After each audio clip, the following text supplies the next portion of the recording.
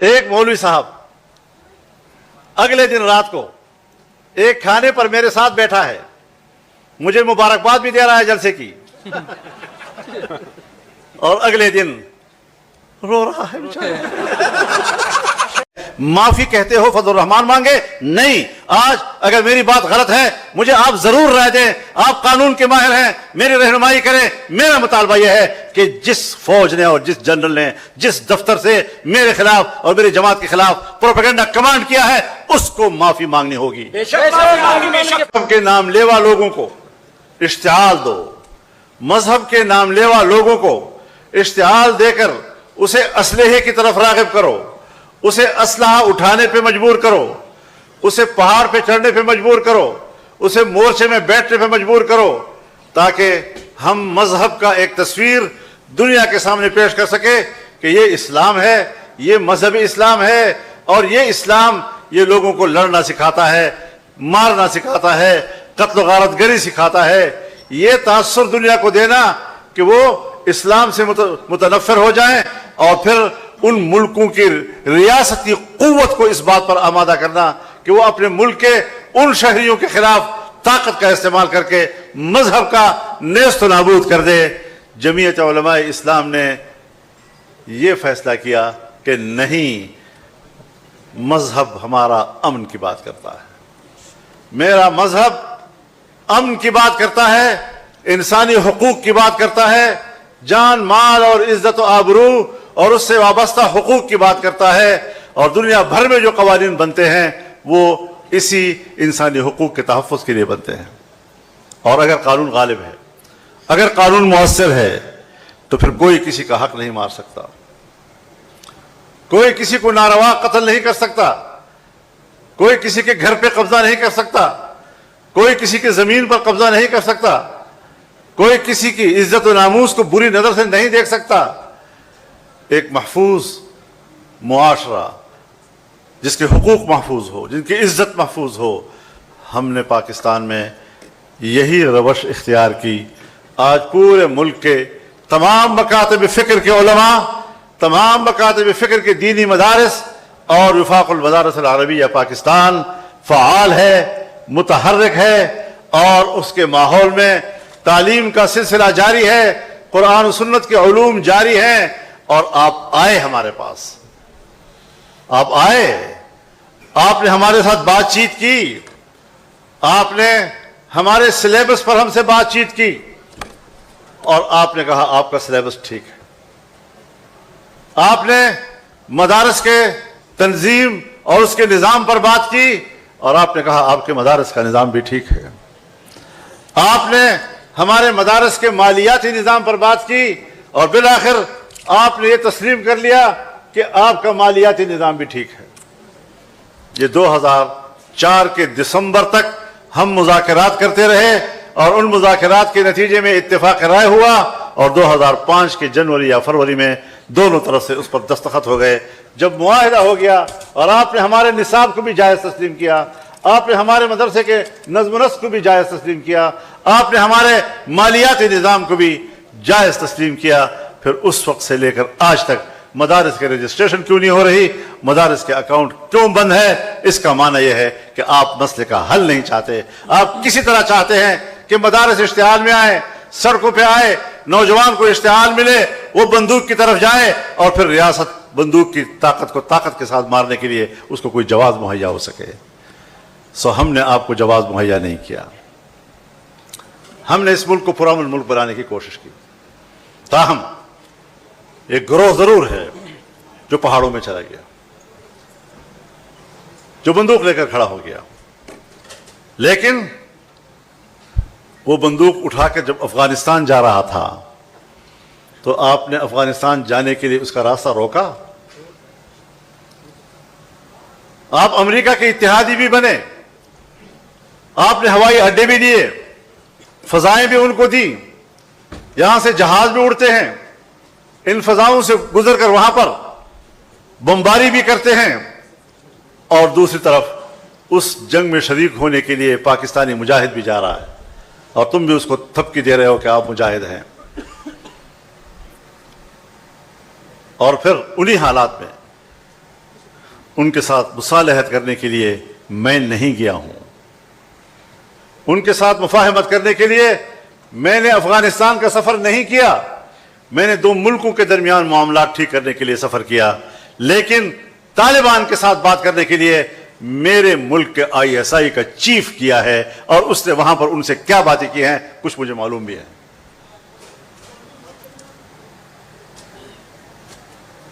اگر ان دہشت گردوں کو کوئی حوصلہ دلانے کا عمل ہے، وہ بھی آپ کے صفوں میں مل رہا ہے، ہمارے صفوں میں تو وہ ہم سے ناراض ہیں۔ آپ اپنے شہداء کی بات کرتے ہیں، مجھے سکھاتے ہو شہید کس کو کہتے ہیں؟ مجھے سکھاتے ہو شہید کا مقام کیا ہے؟ میں قرآن و سنت کا ایک طالب علم ہوں، میں شہید کے مقام کو جانتا ہوں۔ شہید کیا ہوتا ہے؟ جو شہید اپنے وطن کے لیے قربانی دیتا ہے، اس کی قدر و منزلت کو میں جانتا ہوں۔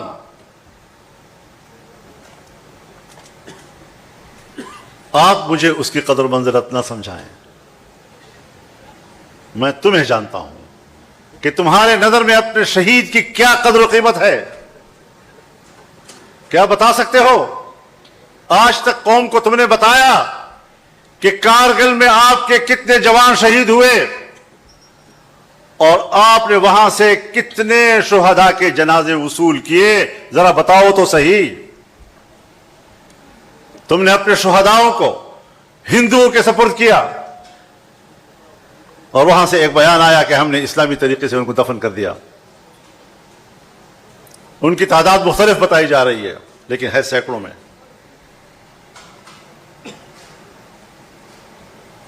تم اپنے شہداء کے جنازے وصول کرنے کے لیے تیار نہیں ہو۔ تم نے اپنے جنازے ہندوؤں کے حوالے کیے۔ کرنل شیر خان اگر ہمیں ملا، ہندوستان کے اصرار کے بعد ہم نے ان کا جنازہ وصول کیا ہے۔ اپنے شہداء کی توہین، ان کی تذلیل، ان کی تحقیر جو تم لوگوں نے کی ہے، آپ اب اپنے جرائم کو چھپانے کے لیے شہداء کے اوٹ میں چھپنے کی کوشش کرتے ہو۔ ہم نے کوئی غلط بات نہیں کی۔ پاکستان ایک ادارہ جاتی ملک ہے، اور پوری دنیا ہے۔ ادارے متعین ہیں، ان کا دائرہ کار متعین ہے، ان کا دائرہ اختیار متعین ہے۔ اگر میں نے آپ کو ان کی ذمہ داریوں کی طرف متوجہ کیا ہے، اگر میں نے آپ کو ان کے اپنے دائرہ کار اور اس دائرہ کار کے اندر ان کی صلاحیتوں کی طرف آپ کو متوجہ کیا ہے، تو میں اب بھی کہتا ہوں کہ پالیسی ساز لوگوں، سپاہی نے تو آپ کا حکم ماننا ہے، پالیسی ساز تو آپ بڑے ہیں۔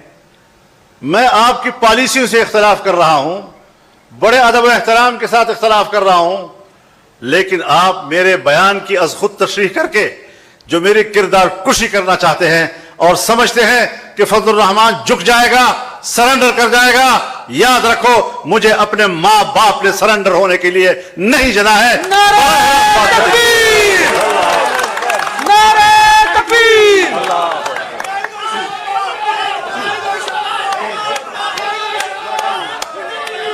نعرہ تکبیر! قاعدہ اشارہ کوا، قاعدہ اشارہ کوا، آئین کا پاسبان، مظلوموں کا ترجمان، وکلا کا ترجمان۔ اور میں نے آپ کو اپنی ذمہ داریوں تک محدود رہنے کی بات کی ہے، اور یہ میں نے پہلی مرتبہ نہیں کی ہے، یہ تو پارلیمنٹ میں اور عام جلسوں میں نے بار بار کی ہے۔ قصور والی بات قصوروار ٹھہری۔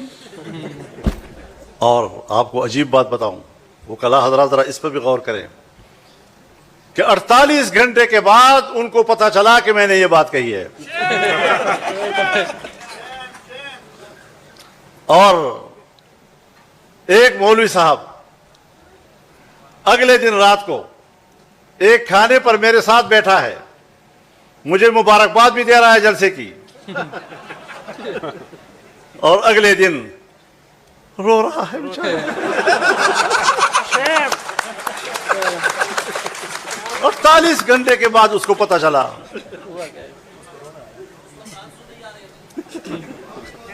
وہ سنا ہے کہ کوئی ماتم ہو رہا تھا محرم کا، تو کوئی انگریز آیا ہوا تھا، تو اس نے جب یہ منظر دیکھا تو پوچھا کہ بھئی یہ لوگ اپنے آپ کو کیوں مار رہے ہیں؟ تو انہوں نے کہا کہ یہ تو حضرت امام حسین کی شہادت پر غم کا اظہار کر رہے ہیں۔ انہوں نے کہا اگر ان کا بڑا اتنا امام شہید ہوا ہے اور یہ اس پر غم کا اظہار کر رہے ہیں تو آئیے ہم بھی شامل ہو جائیں۔ تو اس نے کہا نہیں، یہ 1400 سال پہلے شہید ہوا تھا۔ اس نے کہا اچھا، اتنی تاخیر سے ان کو خبر پہنچی۔ تو یہ ہوتی ہے بدنیتی، اور مجھے افسوس یہ ہے کہ میرے خلاف بدنیتی پر مبنی ایک جملے کی غلط تشریح کر کے قوم کو گمراہ کرنے کی کوشش کی گئی، عوام کو گمراہ کرنے کی کوشش کی گئی، اور ہمارے میڈیا کو گمراہ کرنے کی کوشش کی گئی، اور شہداء کے خاندانوں کو گمراہ کرنے کی کوشش کی گئی۔ میں ان کو بتانا چاہتا ہوں کہ صرف ہم ہیں، الحمدللہ صرف ہم ہیں جنہوں نے ایک سے زیادہ مرتبہ جلسے میں یہ بات کہی ہے کہ اگر میری فوج پر خدا سخت وقت نہ لائے، میرے ملک پر خدا برا وقت نہ لائے، ورنہ جب میری فوج اپنے ملک کی دفاع کرے گی تو ان میرے فقیروں کو اپنے ساتھ مورچے میں شالہ بشالہ دے گی انشاءاللہ۔ آپ نے کبھی ہمارے اس جذبے کو اپریشیٹ کیا؟ اور قربانیاں ہیں۔ اگر پاکستان کا ایک سپاہی ملک کے لیے قربانی دیتا ہے اور اسی لیے وہ فوج میں بھرتی ہوا ہے، جمعیت علماء اسلام تو فوج نہیں ہے، پھر میرے جمعیت علماء اسلام کے صفوں کے اندر سے بڑے اکابر سے لے کر عام علماء اور طلباء تک 200 سے زیادہ شہید کیوں ہم نے دیے؟ کس کے لیے دیے؟ تم نے اس قسم کی حرکت کر کے جمعیت علماء کے کارکنوں اور ان کی قربانیوں کا مذاق اڑایا ہے، اور اب اس کا رد عمل آئے گا۔ آپ سمجھتے ہیں کہ ہم پیچھے ہٹ جائیں گے؟ ہم نے ترتیب بنا لی ہے، میں چاروں صوبوں میں جاؤں گا، چاروں صوبوں میں وہاں کے عوام اور کارکنوں سے خطاب کروں گا، بڑے جلسوں سے بھی اور کنونشنوں سے بھی خطاب کروں گا، اور میں اپنا موقف لے کر آگے جاؤں گا۔ قائد قدم بڑھاؤ، قائد قدم بڑھاؤ۔ تم نے سب کو کلا ساتھ ہوں گے سلام ہے، سلام ہے، سلام ہے، سلام ہے، سلام ہے۔ تم نے میرے علماء کو شہید کیا، علماء کرام شہید ہوئے، میرے استاد اور میرے شیخ مولانا حسن جان شہید ہو گئے، میرے والد صاحب کے شاگرد رشید وزیرستان کے استاد الاساتذہ مولانا نور محمد شہید ہو گئے، مولانا معراج الدین جو میں سمجھتا ہوں میرا دایاں بازو تھا، تم نے اس کو توڑا، اور میں نے باجوڑ میں 100 جنازے اٹھائے ہیں ایک جلسے کے۔ میں روزانہ پشتونخوا میں اور بلوچستان میں کہیں نہ کہیں 2 یا 3 جنازے اٹھا رہا ہوں۔ میں تو آپ کے ہر جنازے پر آپ کے ساتھ رویا ہوں۔ کبھی یاد ہے کہ تم کبھی میرے جنازے پر میرے ساتھ روئے ہو؟ مجھے کہتے ہو تم نے غلط بات کی ہے، میں کہتا ہوں تم نے اپنے شہداء کی بھی تذلیل کی ہے، فوج کے شہداء کی بھی تذلیل کی ہے، ان کے خاندانوں کی بھی تذلیل کی ہے، تم نے میرے شہداء کی بھی تذلیل کی ہے، تم نے ان کی بھی بے توقیری کی ہے۔ معافی کہتے ہو فضل الرحمان مانگے؟ نہیں۔ آج اگر میری بات غلط ہے مجھے آپ ضرور رائے دیں، آپ قانون کے ماہر ہیں، میری رہنمائی کریں۔ میرا مطالبہ یہ ہے کہ جس فوج نے اور جس جنرل نے جس دفتر سے میرے خلاف اور میری جماعت کے خلاف پروپیگنڈا کمانڈ کیا ہے اس کو معافی مانگنی ہوگی۔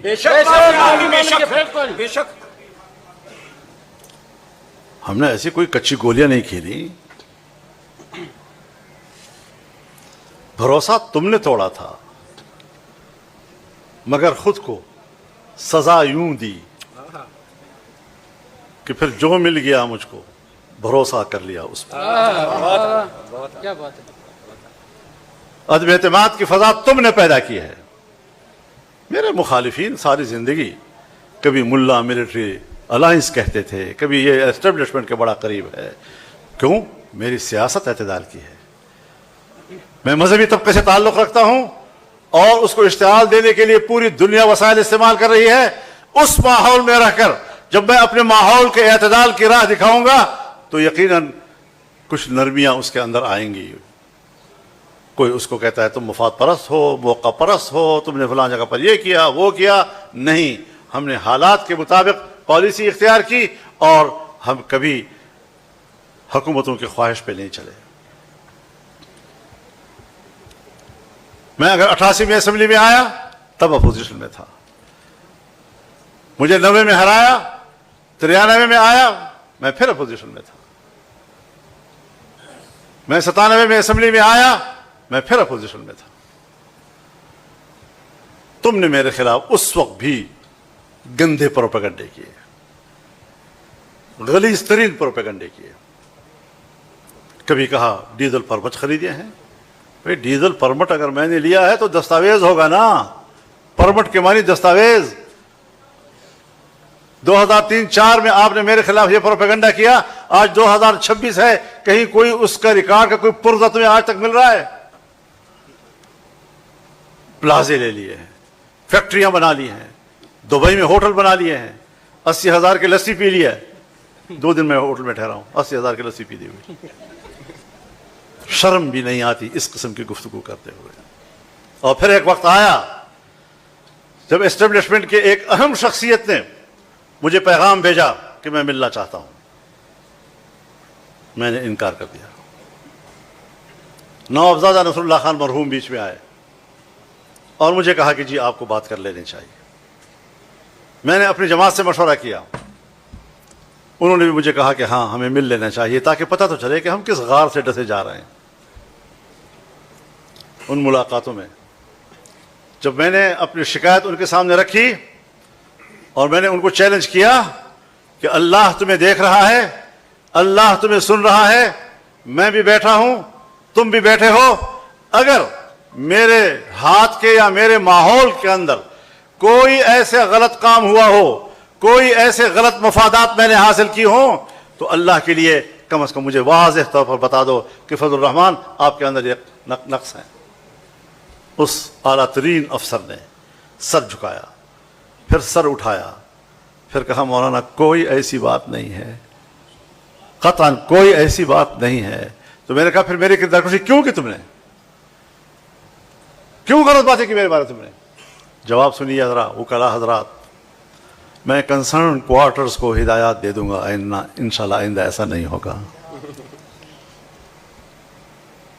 This was the response of that very important personality. ماشاءاللہ. میں کنسرن کوارٹرز کو ہدایات دے دوں گا, آئندہ ایسا نہیں ہوگا.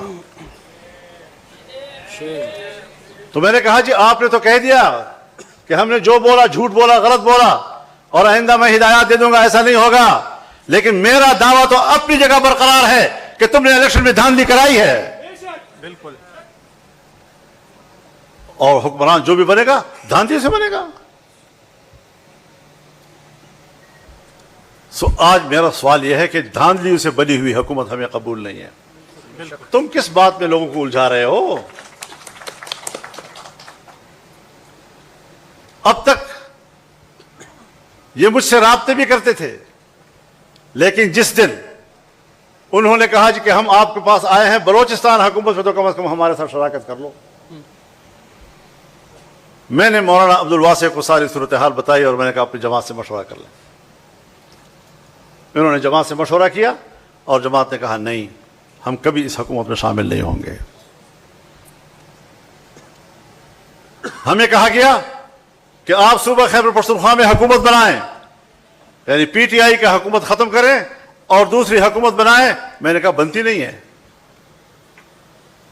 अपोजिशन के कुल 53 अरकान हैं, आप हमें मुहैया करके देंगे तो उन मुहैया किए गए मेंबरों के सहारे मैं हुकूमत बनाऊंगा? लोटों के जरिए मैं हुकूमत बनाऊंगा? मैं उस घोड़े पर सवार होने के लिए तैयार नहीं हूं कि जिसकी बागें मेरे हाथ में ना होंगी।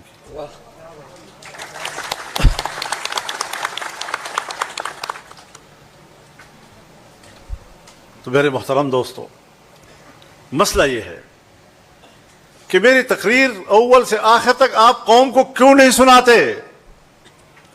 मेरी पार्लियामेंट की तकरीर आप कौम को क्यों नहीं सुना रहे?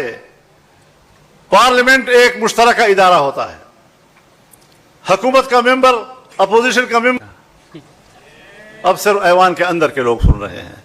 तो मैंने कहा, ये तो मैंने आपसे कहा था ना कि आप एक इन कैमरा इजलास तो बुलाएं ताकि हम देखें कि पाकिस्तान कहां खड़ा है। हिंदुस्तान की सरहद बंद है, अफगानिस्तान की सरहद बंद है, चीन आपके साथ कारोबार करने के लिए तैयार नहीं है।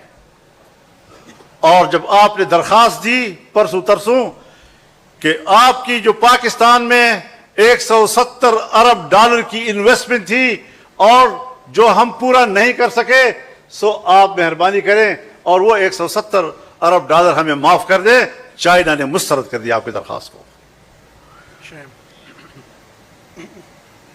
तफ्तान के इलाका सैंडक में इब्तिदा से ही चाइना काम कर रहा है, आज उसने वहां से बिस्तर उठाने का फैसला कर लिया है। तो ये आपके चीन के साथ ताल्लुक हुआ। ईरान आप पर कितना एतमाद करता है, लेकिन फिर वो बुरे हालात में है। पाकिस्तान को महसूर कर दिया तुमने, ये तुम्हारी पॉलिसियां हैं। आप इंडिया से लड़े, हमने सबसे पहले आपको सपोर्ट किया है। आपने अमेरिका और ईरान के दरमियान मुफाहमत की बात की, हमने सपोर्ट किया कि हम खित्ते में अमन के अमल को तरजीह देंगे।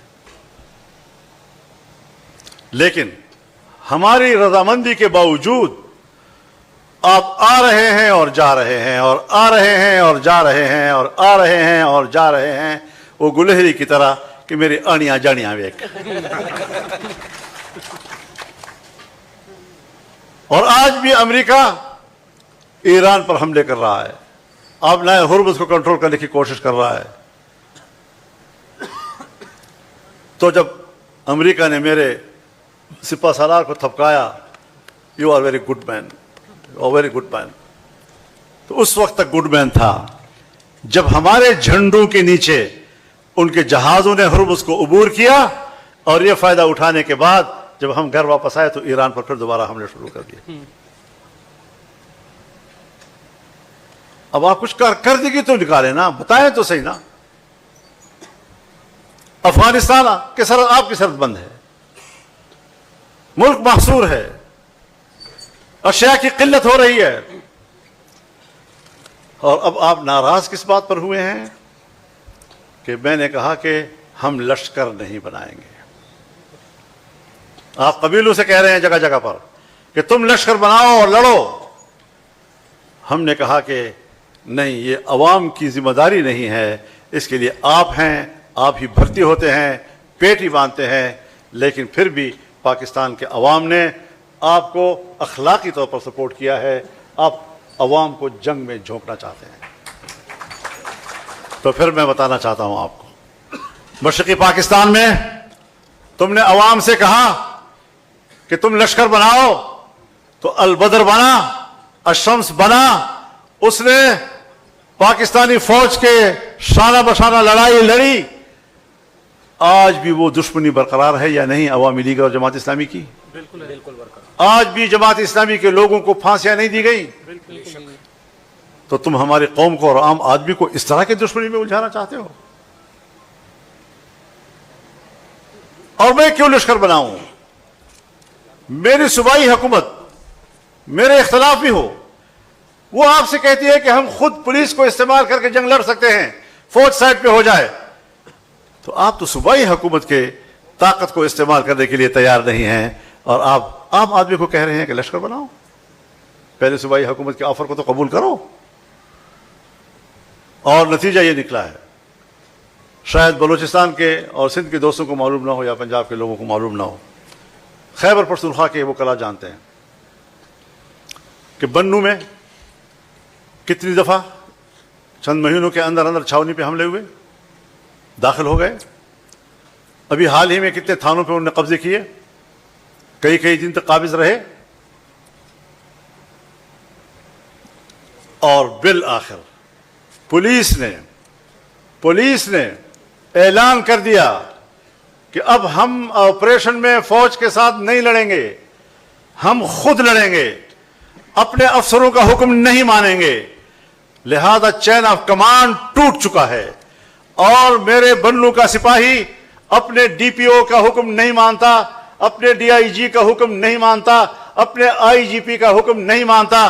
اس کے بعد لکی مروت وہاں کے پولیس نے باضابطہ اعلان کر دیا کہ ہم اپنی کمیٹی بنائیں گے, ہم اپنے طور پر لڑیں گے, ہم کوئی فوج کا سہارا لینے کے لیے تیار نہیں, نہ ان کے شانہ بشانہ لڑنے کو تیار ہیں, اور وہ نہ ڈی پی او کی مانتے ہیں, نہ ڈی آئی جی کی مانتے ہیں, نہ آئی جی کی مانتے ہیں. اور ابھی 4 دن ہوئے ہیں ٹانک میں پولیس ایک مسجد میں جمع ہوئی, ڈی پی او کو بھی ساتھ لائے, اور سب نے قرآن کریم پر ہاتھ رکھا کہ ہم فوج کے شانہ بشانہ نہیں لڑیں گے, اور اگر ہمارا سپاہی شہید ہوا تو کسی فوجی کو اپنے جنازے میں شریک ہونے کی اجازت بھی نہیں دیں گے. یہاں تک حالات پہنچ گئے ہیں. اب کیا رہ گیا؟ ڈیرہ اسماعیل خان رہ گیا, کرک رہ گیا, پھر کوہاٹ رہ گیا.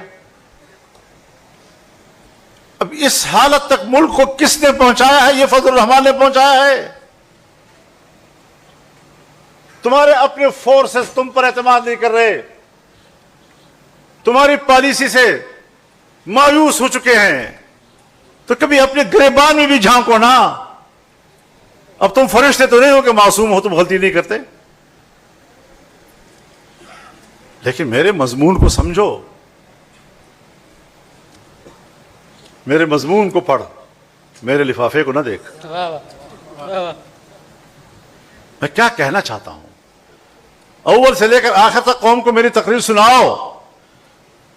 اس میں توہین کی کون سی بات ہے؟ بے توقیری کی کون سی بات ہے؟ ہاں, آپ کو اپنی ذمہ داریوں کا احساس دلایا ہے, آپ کو اپنے دائرہ کار کا احساس دلایا ہے, آپ کو اپنے دائرہ اختیار کا میں نے احساس دلایا ہے کہ اپنے حدود میں رہو. تمہاری ساری توانائیاں پاکستان کے اوپر اپنی سیاسی گرفت مضبوط کرنے میں صرف ہو رہی ہیں, اور آج بھی جو تم نے شہداء کا مسئلہ اٹھایا ہے, تم اپنے ملک میں سیاسی تسلط اور سیاسی گرفت کو مضبوط بنانے کے لیے شہداء کے خون کو بطور ایندھن استعمال کرنے کی کوشش کر رہے ہیں. اپنے جرائم کو چھپانے کے لیے شہداء کے پیچھے چھپتے ہو. ہم آپ سے کوئی جنگ نہیں لڑ رہے, ہم آپ کی پالیسی سے اختلاف کر رہے ہیں. میرے دلیل کا جواب دلیل سے دیجئے. کہتے ہیں معافی مانگے, معافی میں نے مانگنی ہے, تو نے مانگنی ہے. غلط تو نے کیا ہے. ہم تو رسول اللہ صلی اللہ علیہ وسلم کے اس ارشاد پر عمل کرتے ہیں, صلی اللہ العافیہ ولا تتمنوا لقاء العدو. اللہ سے عافیت مانگا کرو, دشمن کا سامنا کرنے کی تمنا نہ کیا کرو. وَإِذَا لَقِيتُمْ فَاثْبُتُوا. لیکن اگر مقدر ہے اور آمنا سامنا ہو گیا پھر ڈٹ جاؤ. سبحان اللہ, سبحان اللہ. یہ اصول ہے. میں اپنی فوج کو تو دشمن نہیں کہہ رہا, میں اپنی فوج کو پاکستان کی فوج کہتا ہوں, اور جب میں پاکستانی ہوں تو فوج بھی پاکستانی, تو فوج میری ہو گئی. میں اپنی فوج کو اپنی فوج سمجھتا ہوں. لیکن جب آپ اپنے دائرہ کار و اختیار سے تجاوز کریں گے, ملک کی سیاست پر قابض ہوں گے, الیکشنوں میں دھاندلیاں کرو گے, اور دھاندلیاں بھی تو اس طرح ہوتی ہے کہ بکسا تبدیل ہو جائے, نمبرز تبدیل ہو جائیں. لیکن گلگت میں اگر میرے حلقے کے بکسوں کو دریا میں پھینک دیا, اس کو کون گنے گا؟ اسے کون گنے گا؟ تو میں نے آپ کو اپنی ذمہ داریوں کا احساس دلایا ہے. میری باتوں کو برا مت مانو, میری باتوں سے سبق سیکھو. اور مجھے نہیں پتا, اگر خدا نخواستہ آپ کوئی مہم جوئی میں مصروف ہیں, کوئی ایسے کام کرنے میں مصروف ہیں جو آپ اپنی قوم سے چھپانا چاہتے ہیں اور میرے ساتھ لڑائی چھیڑ کر شور شرابے میں آپ اپنا کام نکالنا چاہتے ہیں تو اس پر میں کچھ کہہ نہیں سکتا، کیا بات ہے. لیکن اس پہلو کو نظر انداز نہ کرو. ہمارے ساتھ لڑائی چھیڑ کر شور و غوغا برپا کرتے ہو اور ساری دنیا کی توجہ اس طرف ہو جاتی ہے، اور اس بیچ میں پتہ نہیں کون سی مہم آپ پوری کر رہے ہو. کیا کرنا چاہتے ہو؟ شہیدوں کے نام پر سیاسی مفادات کے لیے، اپنی مہم جوئی کے لیے اپنے شہداء کا سہارا لیتے ہو. تم شہداء کے توہین کے مرتکب ہو. تمہیں اپنے شہداء سے بھی معافی مانگنی ہوگی، تمہیں میرے شہداء سے بھی معافی مانگنی ہوگی. عوام مر رہے ہیں، یہ کس پدار سے مر رہے ہیں؟ آئے روز کبھی کسی گاؤں میں، کبھی کسی گاؤں میں، کبھی کہاں پر، کبھی کہاں پر، کبھی سڑکوں میں، کبھی گلیوں میں، کبھی صحراؤں میں، کبھی میدانوں میں گولیاں چل رہی ہیں، عوام مر رہے ہیں. ان عوام کی کوئی بات ہے؟ ان کی کوئی قدر و قیمت ہے؟ ان کی خون کی کوئی قدر و قیمت نہیں، اس لیے کہ وہ ان قربانیوں کا کوئی تنخواہ نہیں لے رہے. اگر شہید کی شہادت اور قربانی کو ایک محاوراتی جملے کے ساتھ، ایک عام محاورہ ہے، تم جوڑ کر اس کو شہیدوں کی توہین سمجھتے ہو تو پھر دفاع مقدس ہے، دفاع مقدس ہے. پھر ہمارے بجٹ سے دفاعی بجٹ کا نام تو نکال لو، کیونکہ دفاع جیسے مقدس چیز کو بجٹ کی طرف منسوب کرنا یہ تو قوت دفاع کی توہین ہو جائے گی.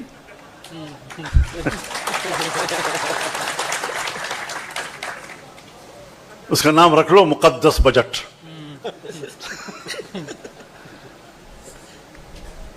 تو اس قسم کی بچوں والی باتیں کرنا اور پتہ نہیں کن کن لوگوں سے میرے خلاف بیان دلوائے.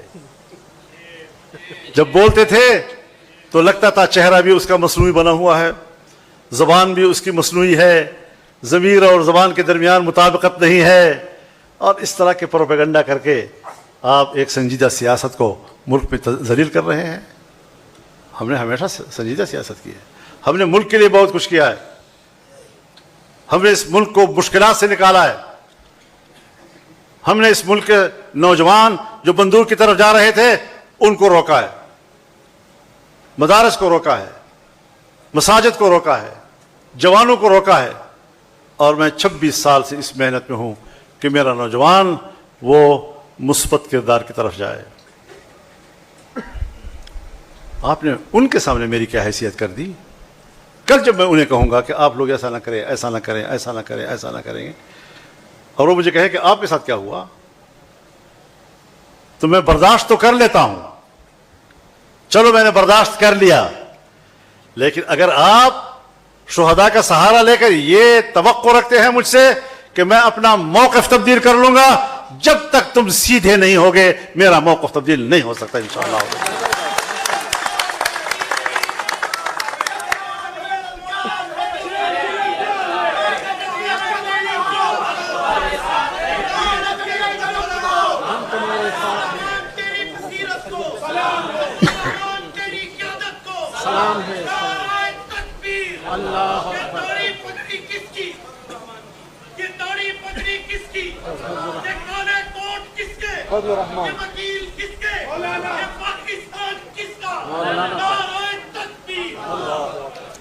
کسی کو اپنے عمل کا حساب کیا دیتے؟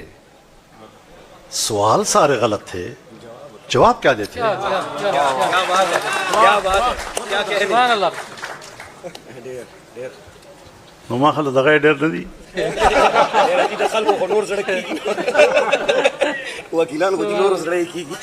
اصل میں 4:30 6 بج گئے ہیں اور عصر کی نماز بھی نہیں پڑھی، تو آج اتنا ہی کافی. اور انشاءاللہ العزیز 15 اکتوبر کو جی 15 اکتوبر کو انشاءاللہ ملتان میں مفتی محمود کانفرنس ہوگی، اور اگست کے مہینے میں چاروں صوبوں کے اندر ورکرز کنونشنز ہوں گے، جس میں وکلاء بھی شریک ہوں گے اور باقی لوگ بھی شریک ہوں گے. اسی طریقے سے ہم نے نومبر میں بھی پنجاب میں جلسے کا اعلان کیا ہے اور ستمبر بھی